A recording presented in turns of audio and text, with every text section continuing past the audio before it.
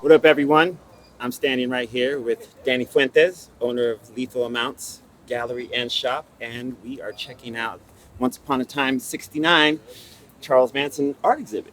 Yeah, a little bit more than just the art. And there's actually more than that, but Yeah, yeah. it's there's a lot of artifacts. There's a lot of It's a lot of information, a lot of myth, a lot of legend, a lot of fact. It's a little bit of everything that we could just pull together in one room with as many collectors as we possibly could that were understanding the vision behind it. yeah. So how did it come about you even thinking to have the Mm, show I've, here? I mean, I've always been an admirer of true crime, and we've done other events like this, and just kind of trying to understand the human psyche, if you will, Yeah. and just looking at it from every objective angle as you possibly can. But Charles Manson is something that I grew up around, and I went to Marshall High School, which is down the street from La Bianca House. So it's just always been a topic of fascination. And with the 50-year mark coming around, it Yeah. just seemed pretty obvious that something should I should be the daring guy that throws something together. The idea was kind of pitched through somebody, a large collector, and he said maybe we could do some kind of an exhibit with my stuff. I took a look at everything that he had to offer, and I said, there's something here, but there's Right. definitely more that needs to be said than just the ephemeral stuff. So if I could put together a couple more names and we make a real exhibit out of it, I'm willing to do it because I'm going to get attacked no matter what I do it. So I might as well do it as thorough and as lengthy and knowledgeable as I possibly can. When I first heard about it, it was art as I introduced it as an art exhibit. Yeah. But going in there, there's so many artifacts and so many. So after you got with the large collector, was it easy to get other collectors, or was it? Like with everything, once you got the sort of the pillar of influence, you get them all. Yeah. So it just took a couple of conversations with some more influential characters in the sort of what could be called the Manson world. Right. John A.S. Now, who's the guy who the conversation started with, he's been collecting this stuff, and you could say is a part of the early days of collecting and investigating this stuff from like maybe a morbid fascination kind of point of view. So he was there since day one. A lot of these, newspapers are there from when he picked them up off the newspaper stands. So he's been collecting since literally day one. Wow. There's a whole serial killer culture, you could say, of people that want to like understand it, analyze it, even in a more like less analytical sense. Just there's a fandom behind it, even. Yeah. There's certainly an exploitation of the topic because he was a name that all these people recognize, saying like, we're working with Johnny S. Nile. They're all like, oh, I know of him, or I know him. Nicholas Schreck wrote a book called The Manson Files, which is like the most extensive book on sort of the alternative possibilities of what could have really happened. Yeah. And Woo. he did a documentary called Charles Manson Superstar, where he kind of breaks down the whole sort of, martyr complex that is sort of going on there, where it's like, what is Charles Manson? Somewhat of a sacrificial lamb to the motivation behind killing the 1960s. And sort of there's that comparison of like, well, there's been a lot of martyrs in, ancient times. Even Jesus Christ was, supposedly had his own commune. Right. He was killed for the wrong reasons and then celebrated later on. Is there something that, since you've been doing this show for the last 4 days, that like something you've taken away that you may have not known when you first set it up? Oh, a bunch. I mean, I couldn't even begin to. I would say I'm absolutely dumbfounded by the amount of information that's out there that isn't readily available to everybody.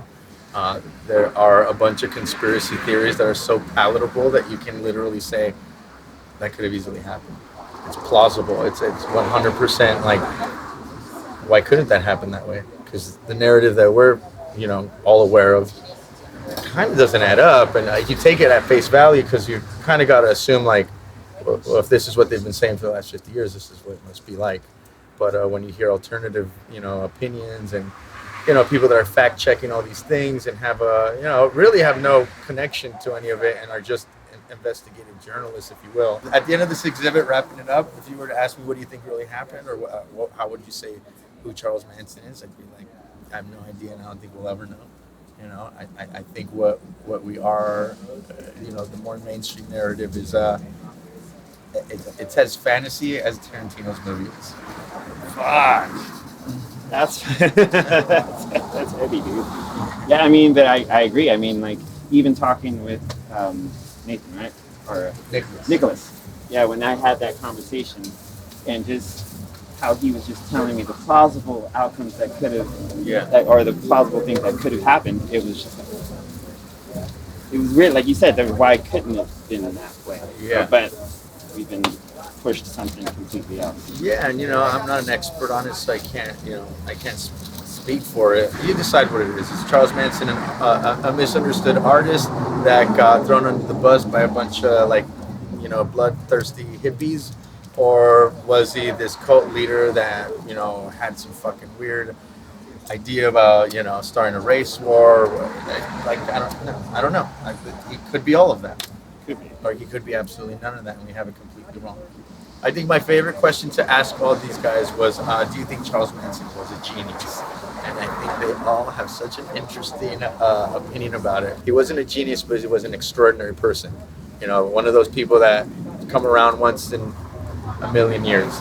You know, if he was from ancient times, we would be, you know, somebody would have worshipped him in like a religious sense. He was just like, just one of those really interesting, esoteric, you know, really could like tap into like the core of your being just by talking to you real quickly, and like he could be anything that he needed to be for you during that conversation. Yeah, that sort of like real weird guru thing about him. Yeah, he was a showman, and he was charismatic. So I think anybody who ever makes the history books usually has that anyway.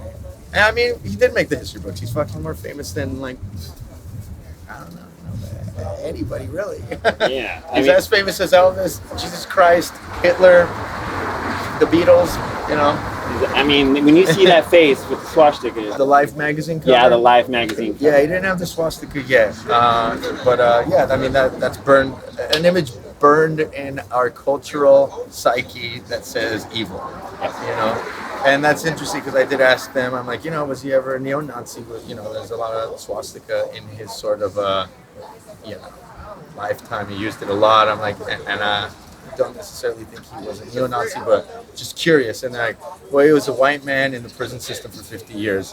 He was as racist as any other white man that's been in the prison system for 50 years. Not necessarily because of his personal beliefs, but about the, you know, the climate and the nature that is in there. You know, you're segregated. You're obligated to be that way. Yeah. So, but his reason behind it was more along the lines of, you know, originally he put a cross on his forehead, and he said it was because he was crossing himself out of society because they were not giving him a fair trial. He has to be his own represent himself during the trial. And he said absolutely not.